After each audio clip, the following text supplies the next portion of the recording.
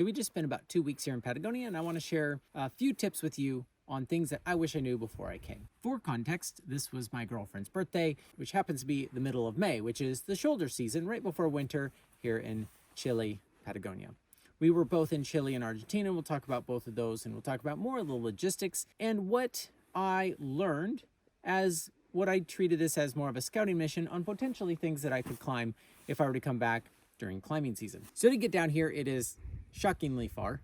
We went from Seattle to Atlanta to Santiago to Punta Arenas, which is further south than Patagonia. I think next time we would come, I don't know if I'd want to do the 4-hour drive into the park right off of getting off of a plane for like 20 something hours. You could go in the wrong direction towards Punta Arenas, or you can drive 2 hours in the right direction to Puerto Natales and stay in a hotel there, which is about 2 hours out of the park. Now, on our trip, we were going to visit the Chile side, and we're going to go to El Chaltén in Argentina. When you go to rent the car, they need to know in advance, because in order to get the car across the border, the owner of the vehicle needs to sign off that you're allowed to do that. Well, the car rental places at the airport, they don't own the cars. The banks own the car. And so they have to have a week in advance. They have to know in advance so they can get the permission. They're not going to do it on the spot when you show up. We were lucky enough that we showed up not in the middle of the night, but during the day enough to get a small business that owned the cars that they rented out and was able to do that paperwork on the spot for us. And they brought the car to the airport. So we had about 2 hours at the airport, and we decided to do something we were procrastinating on because, when we get to the park, we'll just pay when we get to the park. Whatever. Like Yosemite, you can show up to the gate, you can pay. Not here. So since we had 2 hours to kill, we decided to try to get the ticket into Torres del Paine. In order to put the date of birth on your ticket, it only goes months. You can't select years. So when you're 40, it takes a little bit of time. Fine. But when you hit submit with all your credit card information and it glitches out on you and you got to do it a second time, do it on a desktop. Do it before you get here. Don't show up to the gate without a ticket, because we watched somebody else do that and they looked frustrated because they weren't getting in. Of course, you can drive in at 10 o'clock at night when it's dark. I'll leave it there. I think this is not a shock to the rest of the world, but they use WhatsApp here. And if you're in America and you never use WhatsApp, get it, because you can communicate with your hotels, guides, everyone. You cannot operate without WhatsApp in South America, especially here. We exchanged about $100 in cash, just because I like to travel with some free cash. But everywhere in the middle of nowhere, you will have somebody with a card reader that you tap, and I don't even know if they take cash. I haven't even tried using it yet. Everyone's used cards. So it's mostly a cashless society here. I don't think you necessarily have to exchange money when you come here, but that's just our experience. Fueling up your car is an art. You have to know where the gas station is. In Puerto Natales, they have a gas station. That's it. So if you come in Torres del Paine and you drive around a bunch, in order to go on the main hike that goes up to the three towers, that's an 1.5 hour long drive. You can't do that too many times before you have to refill your car, because you still got to drive 2 hours to get to that gas station. There is no gas here. So take the gas thing real serious. Never skip a gas station. So we'll just go in the order in which our trip was. We spent one night here in Torres del Paine because we didn't want to drive the full 6 hours all the way to El Chaltén, which was a good call for a couple reasons. However, it's not 2 more hours there. You have to drive way out of the park, up and around. And if you want gas at the other station in Esperanza, it took us 7 hours from here to Argentina, which is fine. But if you think it's only 6 minus 4, the other big thing about trying to go from here to Argentina is that, shocker, is a different country. And so you have to go through the border. Now, it is literally a chain hooked to a post, but I mean, you do have to clear customs. And don't lose that little piece of paper they give you in Chile. That's very important. Take a picture of it. So you give them your passport, that little piece of paper that doesn't look important, and all your car registration information. Between the hours of when they're there and when they're not, I think is right in the middle of the day, minus a big lunch in the middle. So if you're going to show up real late, you're not going to get through the border in Argentina until the next mid-morning. So plan accordingly. None of that's a problem if you know that in advance. It is interesting between the two countries that there is a no man's land. You leave Chile and then you're wondering who owns this 10-minute section of road before you get to the Argentina border crossing. Not very difficult to get through either one. They're very nice there, but it is funny. They have 3 people doing what one person could easily do. So it's funny to go station to station when there's no one else. It's pretty funny. Wind or avalanche? Zoom in on it. Oh, That is sick. oh, jeez. That's a lot of snow. Back to our regularly scheduled programming, now that the mountain's done falling apart. So we show up to El Chaltén, which does have a gas station, which is nice, right outside of town as you come in. Things start to close around shoulder season. A lot of the context of what I'm giving you is shoulder season context. I'm sure there's a lot more people and bugs in the summer, but I didn't experience either one. And without the people, the restaurants start closing down. And I don't know if this is true in summer, but nothing opens before 7 p.m. It's pretty funny. We wanted to go up the 2 main hikes, which was Cerro Torre and the Fitzroy. And they both are right out of town, so we didn't really have to drive anywhere once we were in town. Everything was within walking distance. And Cerro Torre had some views along the way, and then obviously a killer view once you get to the lake. Fitzroy, once you get over the first hill, it is a killer view all the way. It is quite amazing. Something I wish I brought, which is silly in hindsight, is a water filter. Because they say their water is so clean. The more people emphasize that, the less I believe them. Because the thing is hammered by tourists. Horse shit right on the trail. Dead animals next to the river. I peed like 400 times on the trail. It's just, I don't know how their water is clean, but there's plenty of water up there. So if I just brought a water filter, I would have just brought less water with me on the hike. If you don't want to travel with boots and micro spikes, you can rent them from the shop. They don't have a ton of options, and if it has a snowstorm in shoulder season, there's still a bunch of people that need those. You have limited options.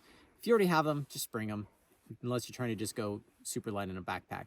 Or just wear boots all the time. We rented micro spikes and more or less were fine, right after a snowstorm.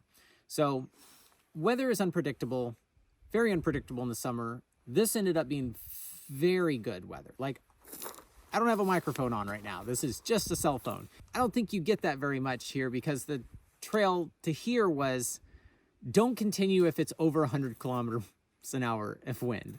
So I assume this is windy a lot. So then we came back from El Chaltén to Torres del Paine, and we did that in the middle of the day where we could have gone through the borders very easily, smooth sailing. And on your way there or back, unless you want to replace all your fillings, don't take that one road that looks like a shortcut. It is the bumpiest, graveliest road. It is technically shorter, but I didn't find the other way that had the gas station to be any longer time-wise. Now we came back into Torres del Paine, and the hiking that we want to do, the main hike, is the 3 towers that has the lake, beautiful towers that I want to climb, and that requires a guide in shoulder season. And I don't think I would ever want to do a guided hike again in a large group, which was our option at the time, because I know this makes sense in hindsight when you say it out loud, but you have to come back with everybody who went. I know it sounds really obvious in hindsight, but one person was exceptionally slow and very determined to get to the top, and so we ended up sitting in the bus for 3 hours waiting for them to get back, which was quite dangerous that they weren't capable of hiking and gone very late into the evening in the dark on ice that's snowed, trampled by a whole bunch of people. It was not ideal. And you can't really do very many hikes, almost no hikes here, without a guide in shoulder season. Now, the 3 tower hikes is part of the W, or an offshoot of the W. And the W goes basically in between these mountains in a W shape, and the O circuit goes around them. Now, if you're a badass PCT hiker and you want to just crush this O circuit thing, you really should watch these trail runners who made a video. It's pretty funny. I'll put the link below of them more or less bitching the whole time in their vlog about how slow they had to go. We're going to go basically as far as the park will let us today. We have to stop at the next campsite at Los Perros. The sign here says 12. We had read 9 before, so Let's hope it's 12 at least. yeah, let's hope it's 12. There's also a little side hike we might be able to do up to a glacier. Final day on the trail would be a short one. So if I were to come back here, because right now the O circuit is closed, there's no backpacking allowed right now. It is going to be -40 and 120 km/h winds on Monday. Kilometer-mile-per-hour winds. Yeah. Yeah. Those are extra fast winds. It's more. It's the same shoe.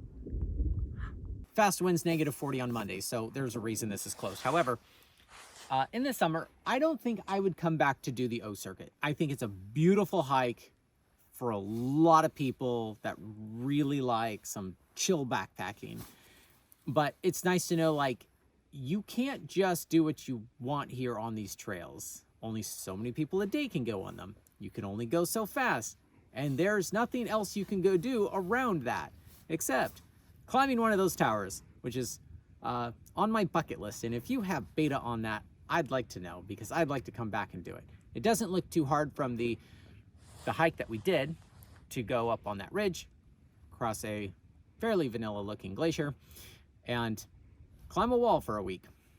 Assuming you have great weather, which is not always the case in the summer. This is gonna give people the wrong idea of Patagonia. No Sunny and wind. 60, no wind. That's because we came during shoulder season. Oh yeah? Yeah. Yeah. That's what they say. This is the most stable weather time of year. So we stayed at Hotel Lago Grey, and it's a very nice hotel, and the people are all very nice. And the food is exceptional. I don't know how they pull that much variety out of that kitchen, because we are in the middle of nowhere, but it's delicious. One thing that, I don't know, maybe bothers me, I'd like to see what people's thoughts are below, is they put tap water in bottled water. And I know some countries do that. They pretend to take the lid off in front of you and serve you tap water and charge you for it. They don't even they just set an opened, pretty glass bottle and pretend it's bottled water when it's not. It is tap water. I don't mind drinking the tap water. I think the tap water is fine. I haven't got sick. Everyone's doing it. I just don't think that's very ethical. I'm curious what you guys think. What I do appreciate is that they aren't serving 10,000 plastic bottles of water in this park to all the tourists that come every year. So that is a plus about it. I just don't think the way they do it sat well with me. Whereas in El Chaltén, every time you sat down for dinner, it's like bottled water. But the tap water is great around here. So I don't know. Curious what you guys think about that. I am in a foreign country. Things roll different here. We're going to try to go to a crag tomorrow, and that's on our way to Puerto Natales. Don't judge me for using a stick clip. Judge me for clipping the second bolt with my stick clip. Now, I am being still a badass because I do have a bigger stick clip that we sell, and I only brought this short one so we can be extra safe, because the topo guidebook that we're using right now is If You Know, You Know. That's the title of it. This is the crux, guys. Whew. Hey! I'm high enough off the ground, I might as well be tied in now. Just climb the damn thing. It is a very cliche thing to do here, to get on a boat and go to the end of the glaciers, which I found to be awesome and beautiful. Very nice boat, very beautiful glacier. It is funny when you look at the marketed photo that's heavily photoshopped. It looks like 100-meter cliffs that look like Antarctica ice cliffs. They're not that big, but it is very beautiful. I'd recommend it if you're into that sort of thing. I would say have a good, solid plan, have all your logistics figured out, and be willing to throw all of them away and be super flexible. But to show up without a plan is, I don't think, helpful in the name of being flexible. I think having your logistics dialed can be really helpful. Now, normally at How Not To, we are breaking gear and hopefully breaking gear fear, but we do have another video about traveling to Tonsai and all the things that we wish we knew before we went there as well. So you can go check out that video next if you find this interesting. Thanks for watching.